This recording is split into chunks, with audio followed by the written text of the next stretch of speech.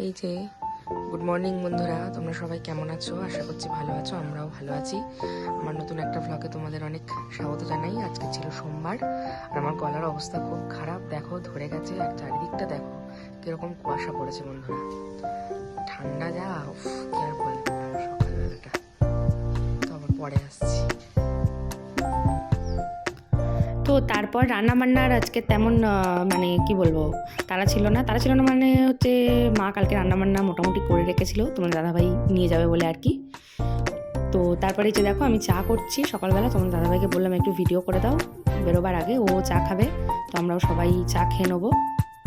তো দেখো এই যে এখন তোমাদের দাদাভাই ডিউটি বেরিয়ে যাচ্ছে, সবকিছু রেডি টেডি একদম করে নিচ্ছে। বাইরে প্রচন্ড ঠান্ডা, এত কুয়াশা পড়েছে বলার মতো না। বাইরে গেলে তো বোঝোই বন্ধুরা ভীষণ ঠান্ডা লাগে।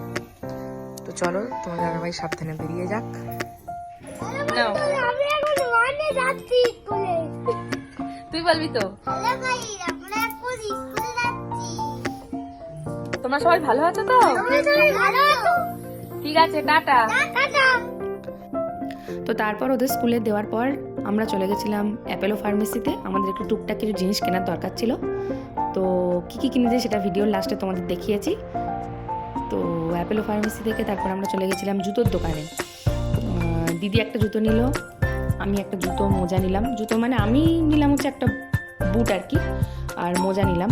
আর দিদি নিল হচ্ছে তোমার কী বলে জানো, ওই রাফ ইউজের একটা আর কি জুতো নেই, তো সেই জন্য একটা দিদি জুতো নিয়ে নিল।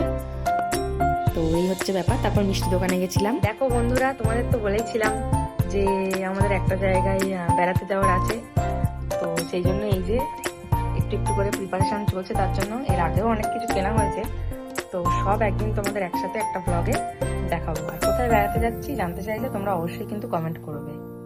তো চলো পরে আসছি আবার।